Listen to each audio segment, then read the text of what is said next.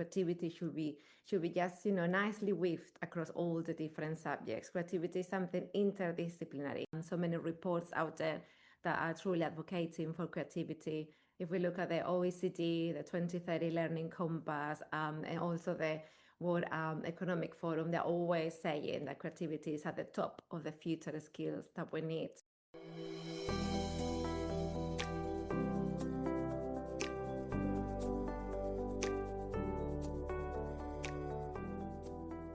Hi, welcome to Creative Minds Shaping the Future.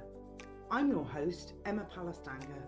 I'm an educator, author, and now podcast producer, curious to discuss a range of views on creativity and curriculum. Winsy Bamford-Flores is the Global Director of Education and Innovation at Rocket Productions. With over 16 years in the British independent education sector, she has held leadership roles, developed pedagogical frameworks, designed learning environments, delivered teacher training, and led action research. For more than a decade, she has been developing innovative educational projects that go beyond traditional schooling, rooted in the belief that education should evolve with the world and be meaningful, adaptable, and human. She is clear that modern education should see students as explorers, inventors, creators, and thinkers. Rocket Productions launched in 2018 with the ambition to start a revolution in education, nurturing tomorrow's creators and thinkers. They have reimagined the learning landscape as a place of adventure, exploration, and discovery, transforming spaces into theatres of learning where joyful, memorable childhood experiences are crafted. Rocket Productions have been recognised as one of 6 schools in the world leading educational advancement through progressive and creative education. Let's explore whether this is all just rocket science or if this episode will fuel your fire to reach for the stars. So Winsy, welcome. It's lovely to have you here on Creative Minds Shaping the Future. Oh, thank you so much. As I mentioned before, I feel really honored to be part of this amazing initiative all about creativity, which is so much needed. So thank you so much for having me. How do you define creativity? That's a big question. So to sort of answer to that, I would like to look a little bit back, travel back to when I first I started working with children, because I did well at school, but I've never really had good memories from school. Therefore, I never thought of myself as being a teacher or working at a school.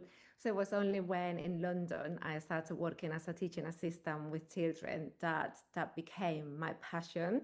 I had a background in graphic design and advertising, so you think that's incredibly creative, right? I thought I was doing something really creative, and yet when I was surrounded by those children, especially young children, they were just wondering, they were noticing everything around them, they were making sense of the world around them, they were making connections, they were using things in completely different ways because some of the resources were completely new to them, which meant they just didn't know how to use them. So they just had to go. It didn't really matter. They just had to go, see if it worked. And if it didn't, they just kept on trying. And I thought, wow, this is creativity. I just felt it was so creative, and it gave me such joy as well. So I decided to train as a teacher. And it has definitely become a common thread in everything I've done, all the different roles I've been taking. Creativity and creative pedagogies has really been at the heart of what I do, and I'm just really curious about how humans learn.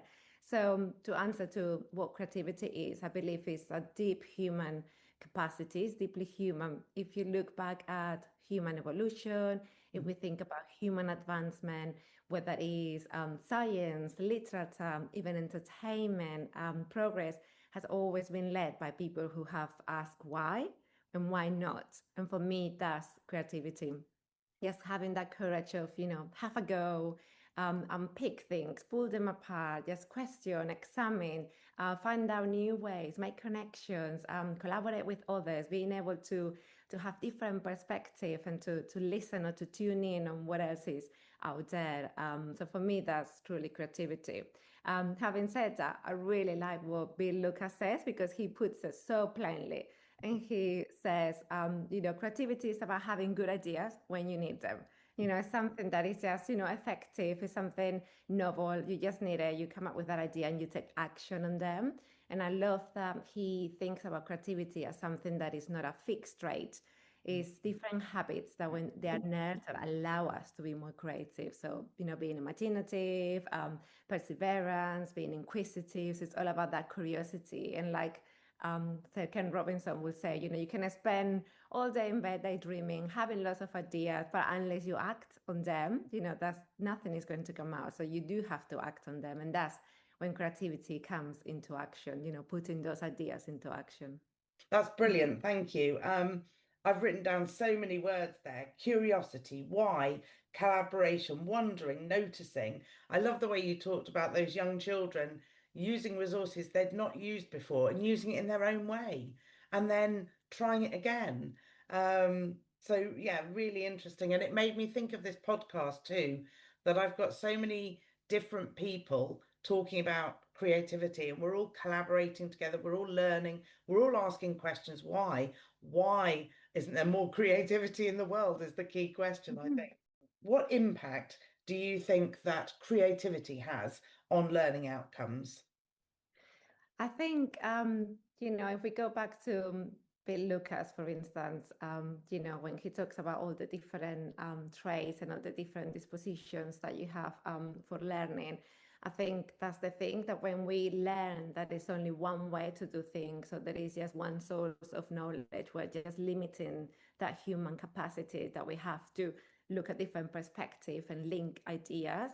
And if you think about even, I love how Guy Claxton also says about that, some children, they literally switch off their natural learning power Monday to Friday, 8 to 4, because they're at school. And sometimes, that environment doesn't really, sometimes might welcome some questioning or some wondering, that noticing that why and why not. And therefore, sometimes children, that we don't equip them with those skills that they need to become, sort of like that self-efficacy. And I think that's so important because sometimes you see children who they've done really well at school, and however, when they leave school, they feel a bit lost. And I think it's because sometimes, we're just feeding them what they need to do at school. They're learning things usually, in just one way. We're testing in one way. And I feel those children, once they finish school, they lack that sort of like self-motivation, that curiosity, and they don't really know how to come about a problem, for instance. So I think those are really good skills that we need, and that's why we need more creativity. And again, creativity, it doesn't mean that it's more important than any other of the subjects, because creativity should be just nicely weaved across all the different subjects. Creativity is something interdisciplinary, and if you think about life and real world problems, there are never one way. There is always so many different aspects of the problem and so many variables that you need to take into account.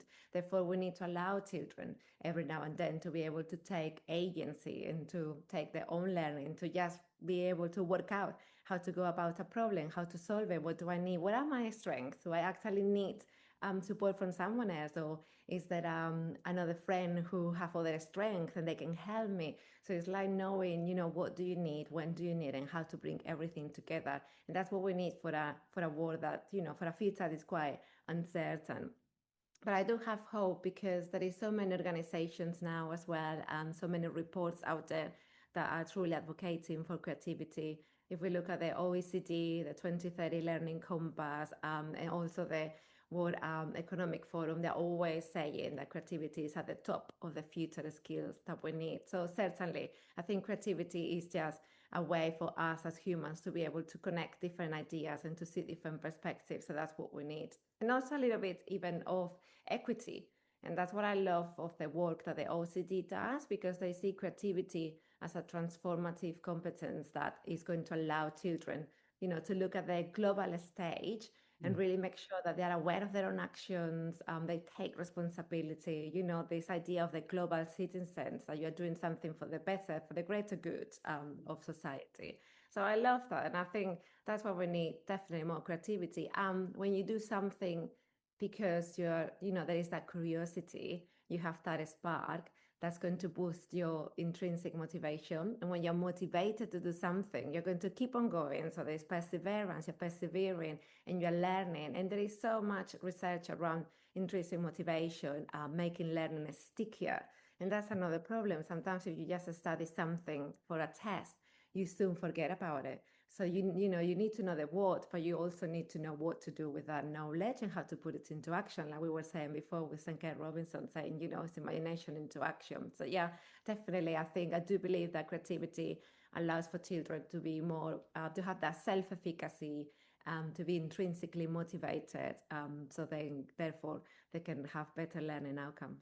So much that you said there that reflects how I feel about creativity and my thoughts. And two things I wanted to come back to.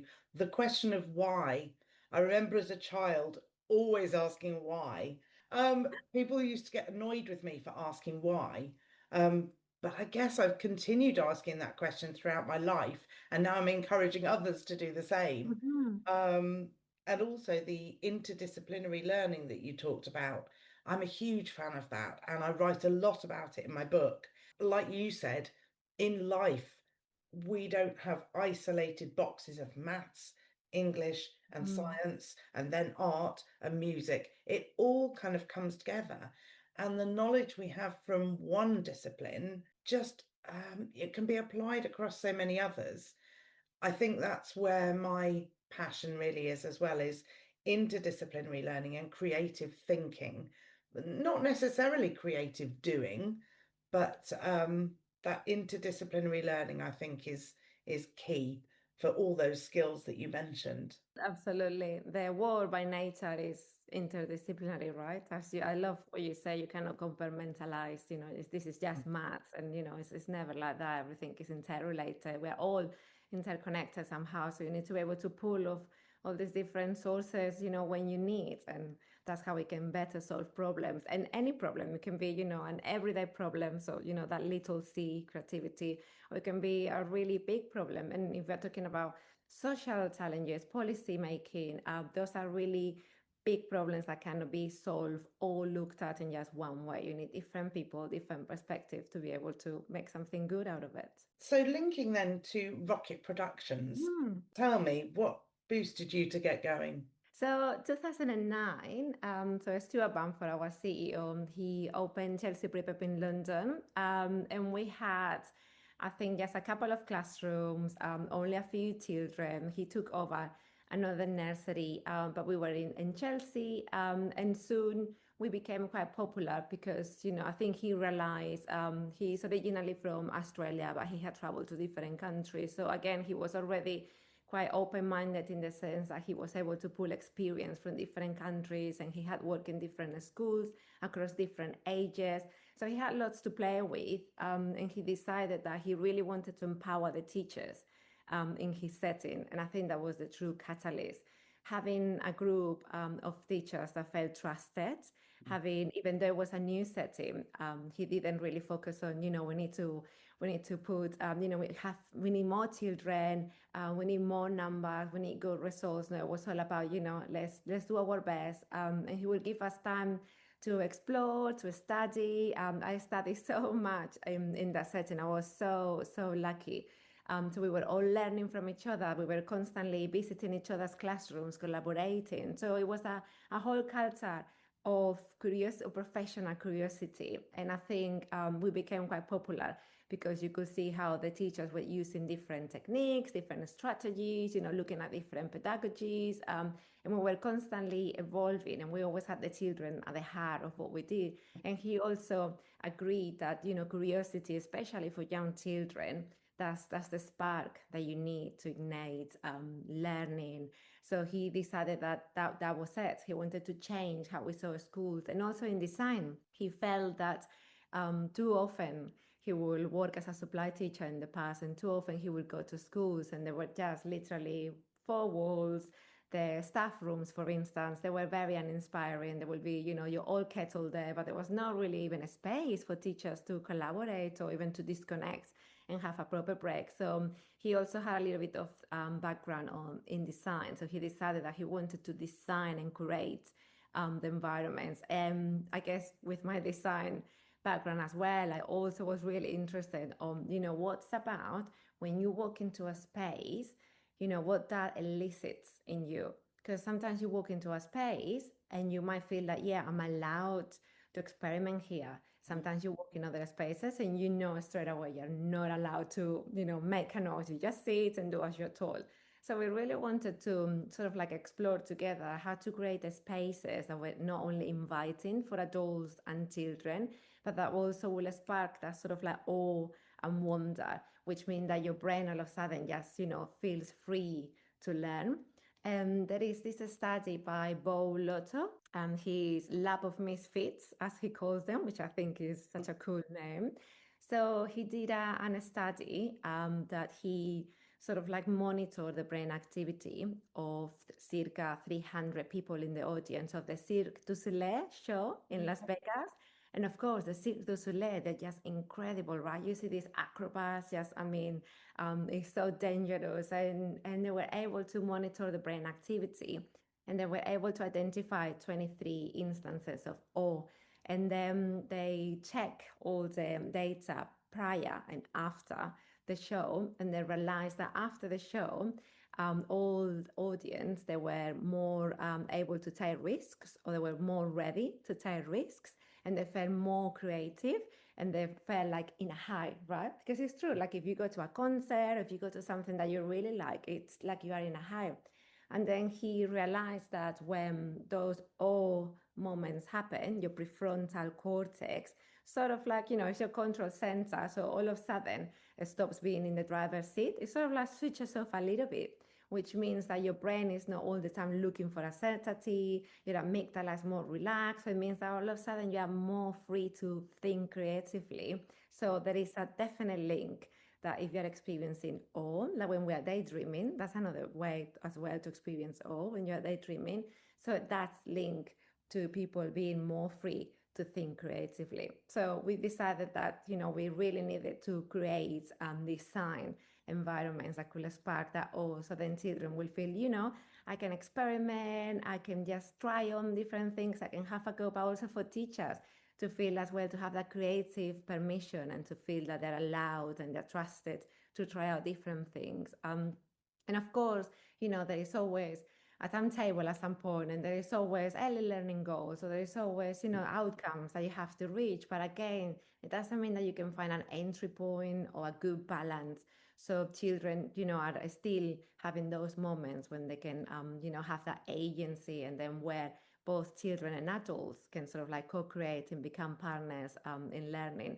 So yeah, so then because Stuart, his granddad, was also part of NASA, the team who delivered the actual images of the moon landing. So he always had inspiration. So that's why it's called Rocket. So as a sort of like nod to his granddad. And then the production side is because, we see classrooms or learning spaces, we see them as theaters. It should be something that is a production. Everyone is trying out different things. It's, participatory, collaboratively, and it's just fun. And, it's like a show. It brings awe, and especially it brings joy. We really want to bring joy back to childhood and back to teaching. So that's why it's called Rocket Productions. We are in a mission, little by little, and I know we're so lucky. There is so many people around the world on a mission as well. But yeah, this is our own little mission, and we really want to make sure that teachers feel empowered, that they have professional curiosity, and we can nurture those creative habits of mind. That's fascinating. That's really interesting. Loads to talk about there. I've been lucky enough to see that show in Las Vegas, Oh, and wow. it really was mind-blowing, and awe is totally the right word to use. My jaw dropped and I felt so inspired. I actually emailed them afterwards and said what a fantastic production it was, how beautifully crafted it was, how, yes, it was just stunning from start to finish. And it was totally incredible. I love the theatres of learning. I'd written that down to talk to you about as well. Yeah, why call it a classroom? The theatres of learning. That's just a fantastic thing that pretty much anybody could take forwards into their own school, just calling that learning space something different. Mhm. And I like the professional curiosity. It made me think of Huel Roberts and botheredness, and it's very much about just caring, deeply caring about the children and what they're going to be learning and how they're going to be learning. And I think that's where you called it professional curiosity. I think either of those terms work. And I Mm. know that Tina and Claire, Tina Farr and Claire Wiles, who appeared in my first episode, will be absolutely on board with this. The joy, the professional curiosity, it's totally where they're at too. So it's nice when I speak to different people from different perspectives, yet we all link back to very Yeah, much the same. there's a common thread. Absolutely. Absolutely, absolutely. Would you like to share some examples of some of the projects that you've been involved in? The nice thing, I think going back to balance, because at the end of the day, there are some outcomes that have to be achieved. So we always want to have a balance, and we were trying to think, how can we make this happen? So we're still honoring childhood, and we're still honoring the right of the child to have that agency and to have that joy. And we decided, especially because we work with the younger children, the younger learners, we decided that everything we did, it had to be very experiential, hands-on, which is, of course, how children learn, especially at that age. So we decided to work around inquiry and project-based learning. So we decided that to get started, especially for the teachers, for all of us to find sort of like a way to all work together.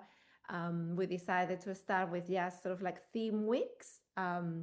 And that was sort of like our professional development. So, like once every month, now it's once every term because now it's very embedded in everything we do. So now it's like a big thing. So we will all come up with a theme that we all found interested and we wanted to learn more about, and we created a project around it.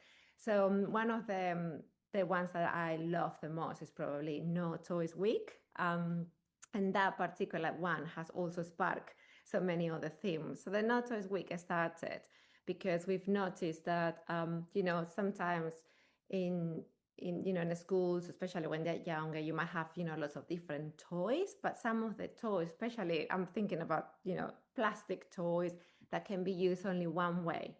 And we were thinking, you often see children sometimes having conflicts because that's my toy, I want that toy. There is just one way to play with it. It's not really bringing that much. It limits children's play sometimes.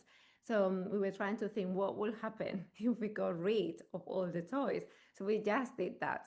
So we decided that for a whole week, we will just hide all the different toys. Of course, if one of the children still wanted something, they could access it. But the idea was to strip the classrooms completely from everything. And then we asked the parents to donate lots of different, leftover fabrics, materials, junk, literally junk. But we did a lot of, all the teachers got together and we did a lot of research around loose parts and open-ended materials. And we realized that, every material have different affordances, which means, I might see a piece of fabric and I might think that I can use that one way, but someone else might think they can use it another way. So we just thought, okay, let's find lots of different materials that the parents or the community have donated and then see what the children do with that. And of course, at first we thought, wow, how much direction should we or should we not give? Mm. Do we literally stand back or do we need to facilitate more? So there were so many questions and we decided to stand back. We thought, let's just see what the children do. And the first day, some of the children will ask, even though they knew, but they will ask, where are the toys? What's happening? But then quickly, the whole environment, the whole vibe, the feeling, it just completely changed. We saw children really engaging, but I'm talking about flow. Mm. When you're at that state of deep engagement that you cannot Yeah. really hear what's happening around you. So we saw so many children in flow, which meant they were trying now to put different things. They were even making their own toys. They were making their own games, which is something incredibly abstract for young children to have to come up with own games because a game has rules. You have to compromise with different people on the rules, and you have to plan, you have to design it, you have to have a goal. What's the game about? Mm. And we thought, my goodness, we have 3 and 4 year olds designing games, which little help from the teachers just by themselves. So we saw the communication skills and the social relationships, the social dynamics change completely because all of a sudden, some children were happily just experimenting with something, but maybe another child was walking around, spotted something, joined in, and there was not that conflict. They were able to regulate because they had the power, they were in control. So all of a sudden, we didn't have much conflict at all. It was incredible. It was just pure joy. It was that buzz. When you walk somewhere and it's that noise, but I call it buzz. It's the buzz of learning that, children really engaging and really happy, just, doing different things. And there was so much experimentation. And on the communication level, what we also found is that children usually will go to the adults to sort of like ask for help or for reassurance or to make sure they understood something. But in this instance, it was completely different. They were communicating with peers, finally. They were really having conversations. Even with the teachers, the hierarchy and the dynamics changed. They were talking to the teachers as a partner. It's sort of like, okay, you are joining in what I'm doing. I'm not doing your activity. You're joining in if you like. So it was just incredible. And then we used that to do more projects. So we had another one that we called No Toys Week, but it was a Your Retreat edition.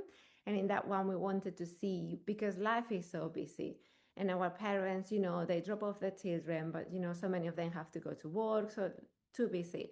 And we thought, how can we make it so parents also can slow down and connect with their children, especially in London where we are? It's just frantic.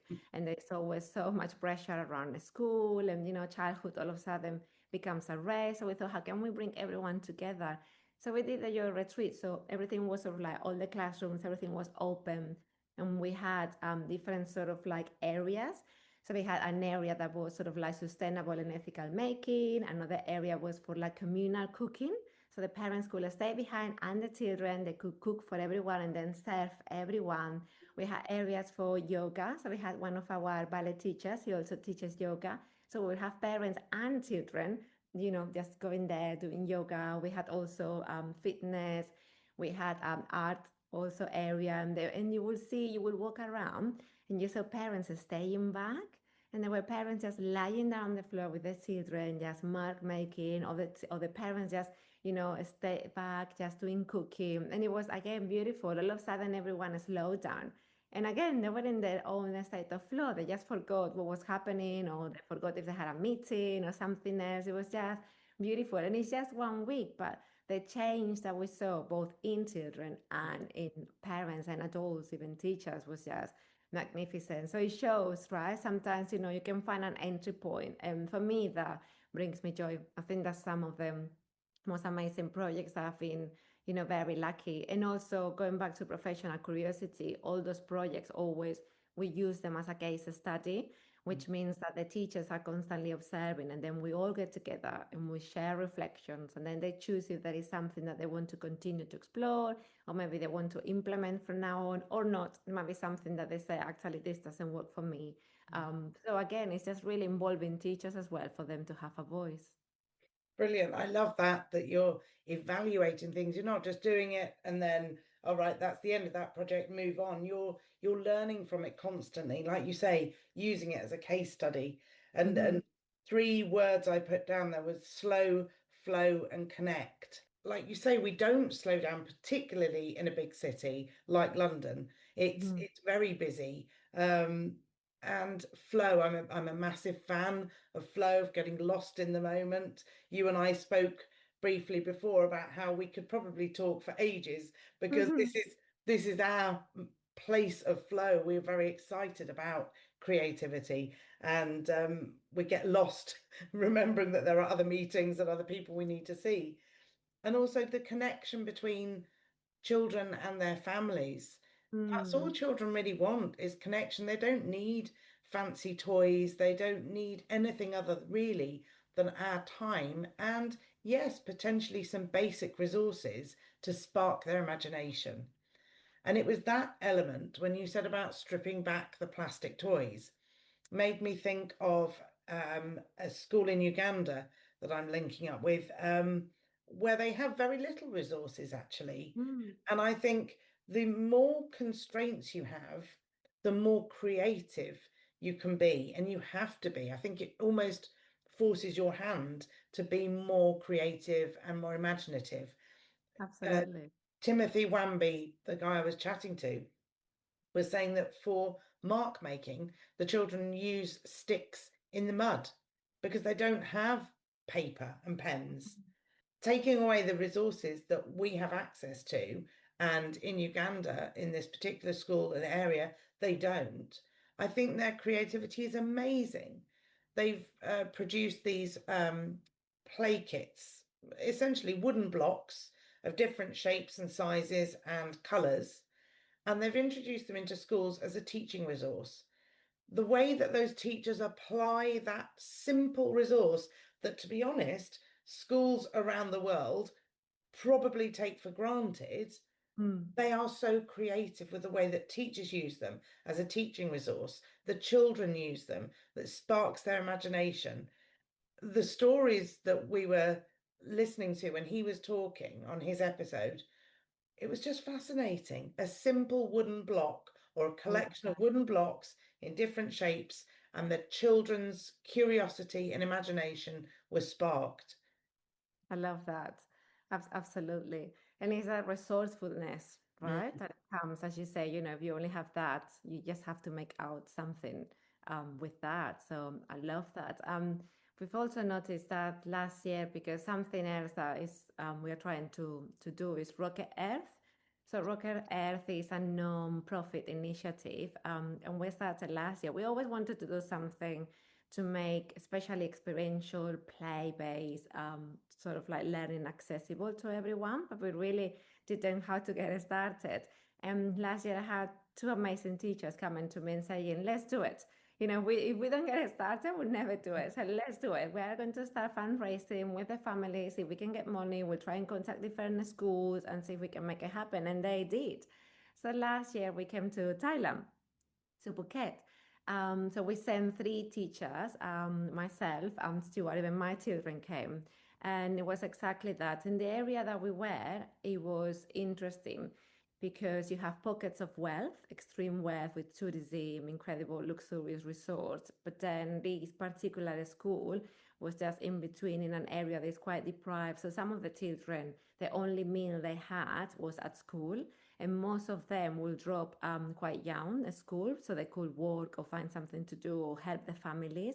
So they asked us if we could support the school by creating sort of like a vocational skills plus English plus life skills program. So if they leave school early, at least they have some skills to access to better jobs, and hopefully they still have that thirst for learning. So hopefully one day in the future they can still go back to education.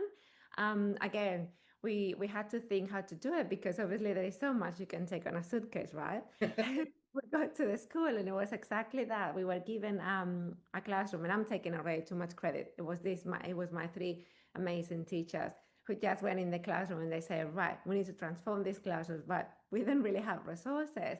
But all the other teachers were just magnificent because they were so passionate, and that's the thing I really admire about teachers.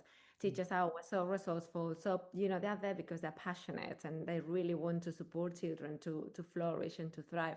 So everyone just got together, someone got fabric from somewhere, someone got some resource from somewhere, natural resources, and they just transformed the whole classroom.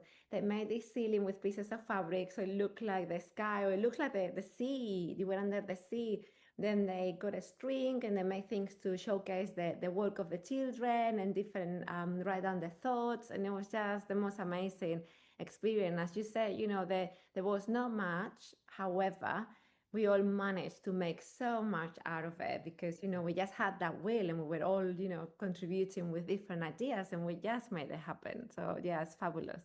There's also that saying that you give a child a cardboard box rather Yeah. than rather than the toy that was in the box, and you will see such creativity flourish there as well. And I think that's essentially what you did to those teachers. There's your box, your cardboard box, which was the classroom, nothing in it. What can you do with it? And resourcefulness, you're right, is part of creativity. What can we do? What can we use? How can we make use of the things, the limited things that we have as well? So, what's your most memorable lesson in terms of creativity from your own school days, or one that you've enjoyed teaching, and why do you think it stuck in your mind? I think I'm going to go with Design Week because that was sort of like at the very beginning. And again, you never know how it's going to go and how teachers are going to react. Sometimes you think, oh no, am I putting too much pressure on coming up with like a new project or something? But it worked so well, and everyone was so excited. But with the Design Week, it just happened that it was also Design Museum at the same time. They were doing a skateboard history exhibition. So we went there. It was just so lucky that sort of like probably I saw it somewhere and it was somewhere in my mind and that sparked it, I guess, because it can be the coincidence. But anyhow, so we went there and we thought, let's just do this sort of like history of the skateboard with the children. But then it was just amazing because we all learned so much. And it was really the children teaching us to be sort of like to take risks and to look at one thing that is a skateboard. All of a sudden we end up exploring all the different aspects that come with it. So we went into the subculture. Think back the 70s, when the children or the young people, they were surfing, but then they didn't know what to do when they went surfing. So they started using like, abandoned pools to just throw themselves on the pools. And that's sort of like how, this sort of like the boom of skateboarding appeared.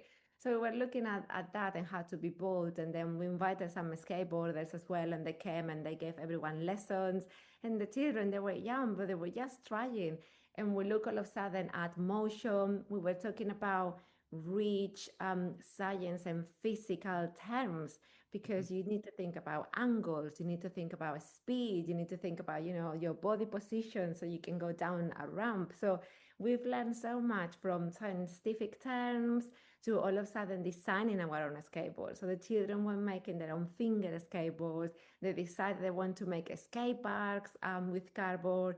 They were just painting everything. I mean, every day we were like completely covered in paint. I don't know, it was just so much fun.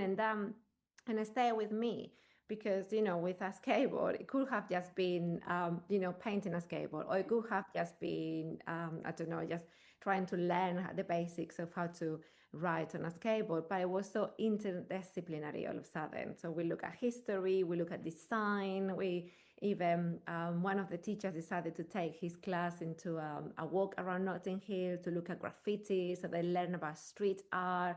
Then we learn about other people doing tricks as well. And some parents even came to do some parent partnerships as well. So I thought, wow, just from one thing, so many themes and so many different aspects. And it became so collaborative. So that really stayed with me, how something, might spark such passion and such different ideas. And again, this is about creativity, that sometimes, as you were saying, nothing is compartmentalized. So, all of a sudden, one project you might be pulling from so many different sources. And I thought it was just fantastic. And it also made me think, because when we think about creativity, sometimes I think there is so much pressure on has to be a novel idea. But it depends, right? Because, if you're a 4-year old, it might not be novel for you as an adult, but it's novel for that child. And for me, it's also about meaning making. So the amount of meaning making that was happening in this project was incredible. So for me, that was pure creativity. And also there is another study that I did with jazz musicians when they're doing improvisation.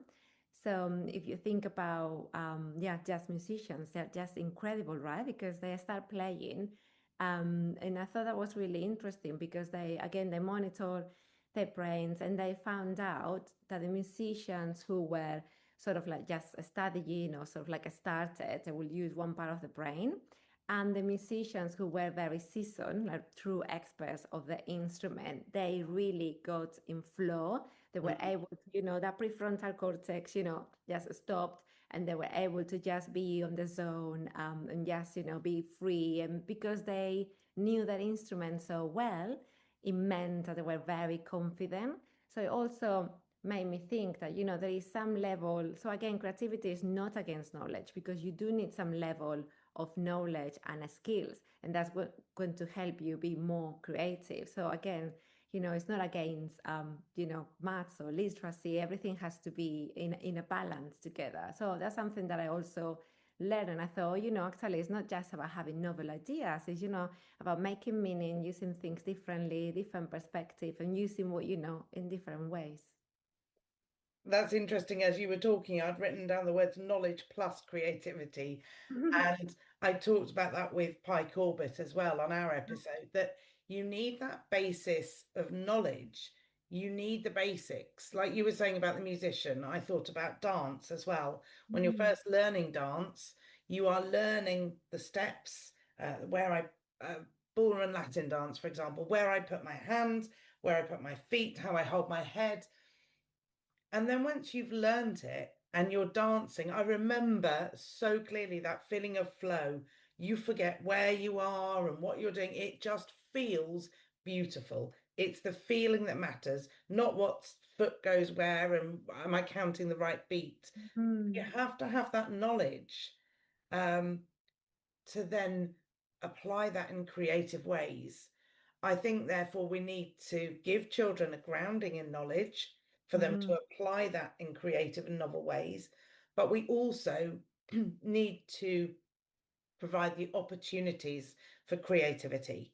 And that's what I think you've done in Bounds, with your theatres of learning, with the opportunities, with the interdisciplinary learning. There are so many opportunities for creativity. And that's what I think we need more of in so many more of our schools. So if there are any listeners out there thinking, oh, I don't know, can we be creative? Oh, we're constrained by the national curriculum.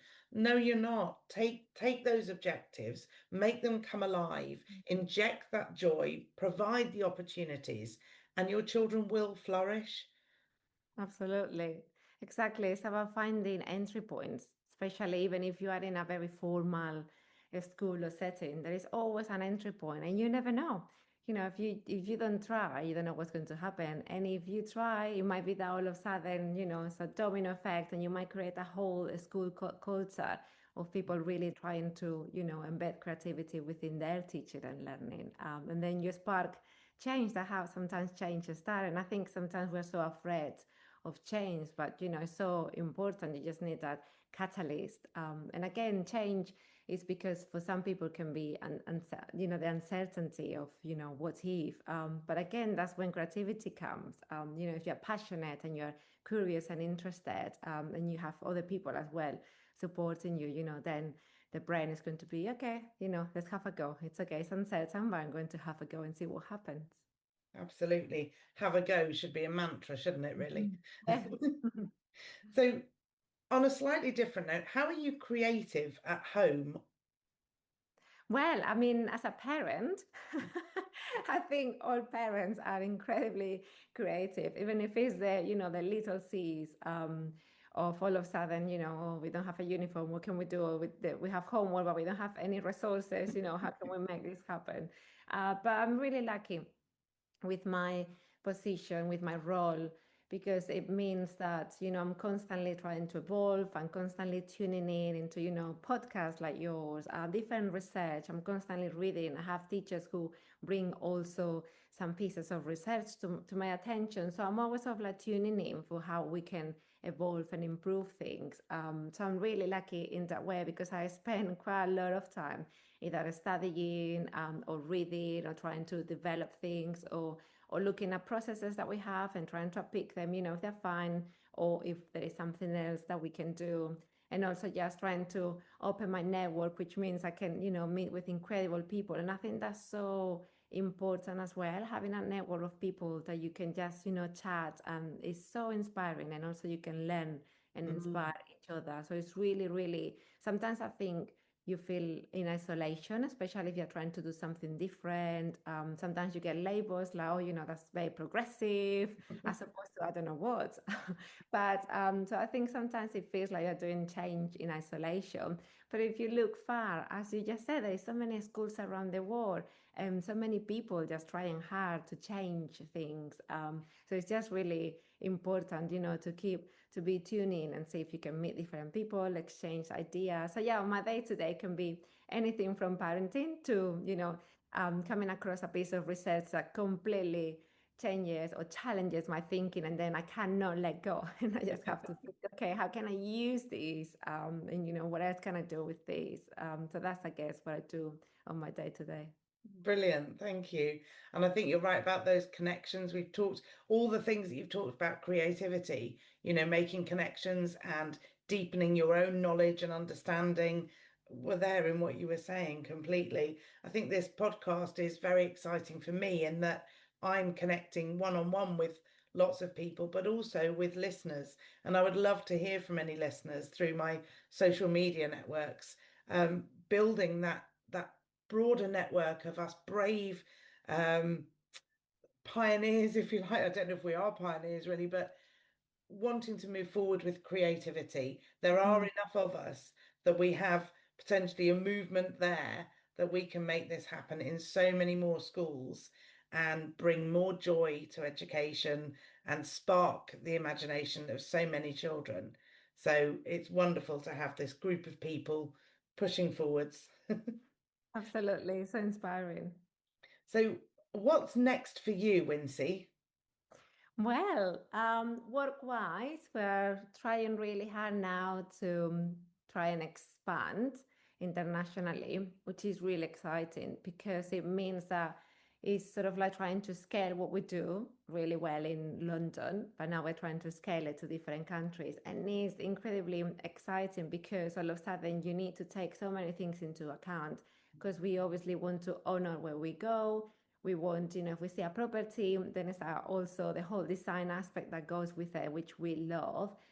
Sort of like playing on art, studying the locality, the heritage, and trying to make it work. So aligning what we do with the culture, the curriculum, everything that is happening in that country. And I think that's amazing because we are learning so much about how different countries present their curriculum, so different approaches that they use.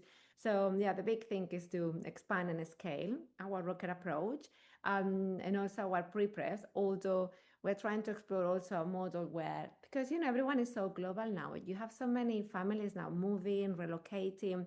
So we really want to sort of like create some sort of learning sanctuary, for a lack of better word, where parents can be global and have access to education, but also family support. Sometimes I feel like parents, there is so much information thrown at them and they want to be involved. Parents now are knowledgeable, they're informed. So there is always so much thrown at them, but sometimes there is not enough support. So we're also trying to try to be that village of support for them. And then it's Rocket Earth, which I mentioned before. Yeah, I really, so again, if there is anyone out there, any schools or communities even, we would love to go and learn from each other. Again, this is not just us coming with, this is what we do. For us, it's about learning from each other and seeing, what do we need to do? What resources do we have? What can we make with these and just make it happen and bring joy to everyone? So Rocket Earth is definitely something that I would love to grow. Yeah, I think it's just so important to bring joy everywhere and making sure that children just have access to different skills. And I think that's a really good way to do it. Perhaps you'll send me links to some of these Yeah. projects and I'll put them in the show notes. Well, thank you so much.